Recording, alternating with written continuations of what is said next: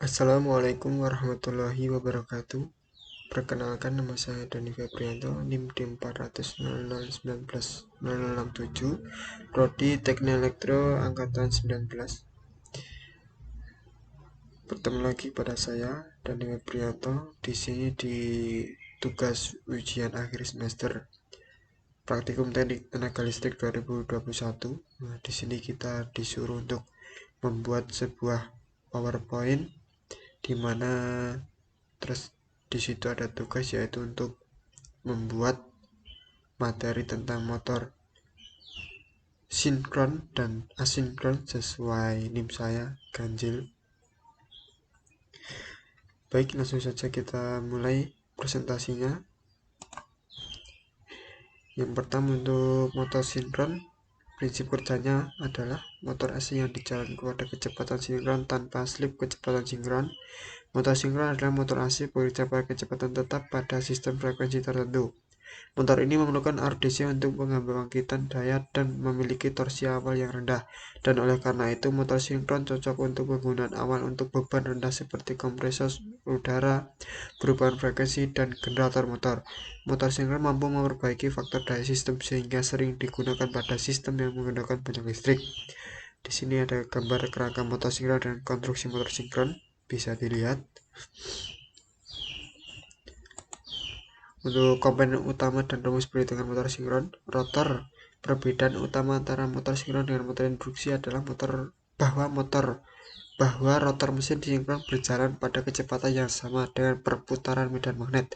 Hal ini memungkinkan sebab medan magnet rotor tidak lagi terinduksi. Rotor memiliki magnet permanen atau arus DC excited yang dipaksa untuk mengunci pada posisi tertentu bila dihadapkan dengan medan magnet lainnya. Kemudian ada stator. Stator menghasilkan medan magnet berputar yang sebanding dengan frekuensi yang dipasok. Motor sinkron ini berputar pada kecepatan sinkron yang diberikan oleh persamaan matematis berikut. Ini untuk perhitungan motor sinkron, NS sama dengan 120 F dibagi B, di mana F itu adalah frekuensi dari pasokan frekuensi Hz atau dan P jumlah kutub atau pul. Kemudian motor asinkron, untuk prinsip kerjanya adalah motor listrik AC yang arus listrik pada rotor yang dibutuhkan untuk menghasilkan torsi diperoleh dengan induksi elektromagnetik dari medan magnet berhitung stator. Oleh karena itu, motor induksi motor asinkron 3 fase dapat dibuat tanpa sambungan listrik ke rotor. Motor asinkron 3 fase yang dilengkapi dengan stator berbeda seperti start delta. Motor asinkron AC adalah motor listrik arus bolak-balik atau AC, dan motor induksi asinkron adalah salah satu jenis motor listrik arus bolak-balik yang paling umum digunakan beroperasi pada kecepatan kurang dari kecepatan sinkronnya. Motor induksi bekerja berdasarkan industri elektromagnetik dari kumparan stator kepada kumparan rotornya. Bila kumparan stator motor induksi 3 fase yang dihubungkan dengan suatu sumber tekan 3 fase, maka kumparan stator akan menghasilkan medan magnet yang berputar. Garis-garis gaya flux yang diinduksikan dari kumparan stator akan memotong kumparan rotornya sehingga timbul EMV atau JJL atau tekan induksi. Karena pengantar atau kumparan rotor merupakan rangkaian yang tertutup, maka akan mengalir arus pada kumparan rotor. Kemudian komponen dan rumus perhitungan motor asinkron. Konstruksi motor induksi atau asinkron. Motor induksi atau motor asinkron pada dasarnya mempunyai 3 bagian yang penting sebagai berikut. Stator merupakan bagian diam dan mempunyai kumparan yang dapat menginduksikan medan elektromagnetik kepada kumparan rotornya. Kemudian celah merupakan celah udara, tempat berpindahnya energi dari stator ke rotor. Kemudian rotor merupakan bagian yang bergerak akibat adanya induksi magnet dari kumparan stator yang diinduksikan kepada kumparan rotor. Ini ada gambarnya, rotor belitan, stator, dan rotor sangkar. Ini rotor sangkar. Kemudian untuk perhitungan NS 60 kali F bagi P, putaran per menit atau FM, yang mana F adalah frekuensi sumber AC, Hz, P jumlah pasang kutub, NS dan sin K kecepatan putaran sinkron medan magnet stator. Kemudian analisa rangkaian start delta. Rangkaian start delta adalah aplikasi yang paling sering digunakan untuk mengendalikan starting awal motor listrik karena memiliki daya yang cukup besar. Fungsi rangkaian start delta adalah untuk mengurangi arus start pada saat pertama kali motor dihidupkan. Karena perbedaan fungsi inilah start delta paling banyak digunakan pada sistem starting motor listrik. Kemudian cara kerja rangkaian start delta adalah membuat start yang dilakukan pada saat awal tidak dikenakan tegangan secara penuh dengan cara menghubungkan dengan start. Kemudian saat motor telah bekerja serta arus menjadi turun, timer akan secara otomatis memindahkan rangkaian menjadi delta. Dengan begitu arus-arus yang mengalir menjadi penuh. Skema diagram start delta. Skematik diagram arus listrik pada gambar merupakan komponen dengan PB on, sementara PB1 adalah komponen yang digunakan untuk mematikan arus. Bila PB on dinyalakan, maka seluruh komponen K1, T1, dan K2 menyala. Komponen K1 memiliki fungsi untuk menguji daya. Jika PB on dimatikan, maka komponen K2 dan T1 tetap menyala. Proses inilah yang disebut dengan serangkaian start. T1 akan berjalan secara otomatis sesuai dengan pengaturan waktu yang sudah ditentukan pada perangkat timer. Jika perangkat timer sudah bekerja sesuai dengan target dan daya yang sudah diatur, maka tombol T1 akan menyala, K2 mati, dan K3 hidup.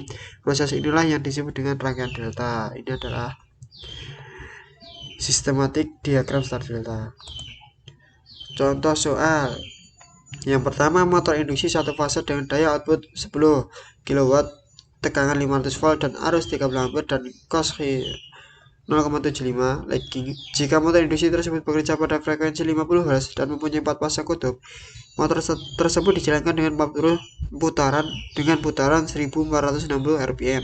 Sedangkan resistansi dan reaktansi rotor berturut-turut adalah 1 ohm dan 4 ohm. Tentukan A. Hitung daya input, B. Efisiensi motor dan losses motor, C. Putaran motor dan slip yang terjadi. Jawab.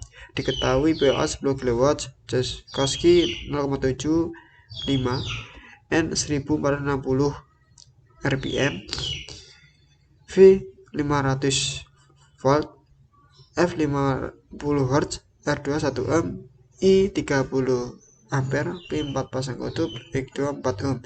Penyelesaian untuk yang A, P in atau hitung daya input, P kali I cos Y 500 kali 30 kali 0,75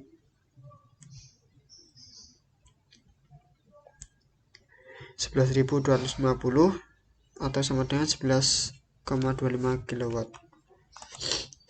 Untuk B, efisiensi motor sebagai berikut, bisa dibaca sendiri. Kemudian NS. Kemudian untuk penggunaan motor industri, ini ada beberapa contoh yang penggunaan motor di dalam industri yang saya ambil dalam bentuk motor servo. Motor servo digunakan untuk perpindahan mekanis atau posisi atau gerakan-penggerakan yang presisi berbasis pada pengendalian input dan sinyal output umpan balik yang membutuhkan pengendalian yang ketat, stabil, dan sistemnya tertutup. Motor servo yang umum digunakan antara lain pada alat mesin servo dan penggerak aktuator pada robot. Yang membuat aplikasi motor servo berbeda dari jenis lain dari motor penggerak lainnya adalah responnya tinggi serta dinamis, menghasilkan torsi yang halus, kendala yang tinggi, dan penggerak yang kuat. Bahkan ketika ada variasi yang luas dalam beban energi atau motor yang memiliki parameter tertentu, motor DC stepper digunakan sebagai motor servo. Namun karena beroperasi dengan sistem loop terbuka, motor DC stepper biasanya menimbulkan torsi yang fluktuatif.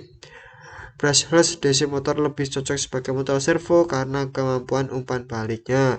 Kemudian di sini motor penggerak extruder. Fungsi pengendali extruder dan motor adalah menyediakan energi untuk mengkompres skrup. Motor DC adalah penggerak extruder yang paling populer karena biaya rendah dan fleksibilitas. Karena variasi dalam kecepatan skrup dapat mengubah dimensi dari produk di akhir yang diekstrusi. Sistem kontrol gerak yang presisi diperlukan untuk memastikan kualitas produk. Penggerak dengan brushless DC motor telah sering digunakan dalam penggerak extruder karena dapat memberikan torsi penuh atas seluruh rentang kecepatan dengan kesalahan kecepatan jangka pendek serendah 0%. Terima kasih. Apakah ada banyak pertanyaan? Jika ada, nanti dicantumkan di komentar. Sekian presentasi dari saya. Apabila banyak salahnya dalam saya menyampaikan presentasi, saya mohon maaf yang sebesar-besarnya. Saya akhiri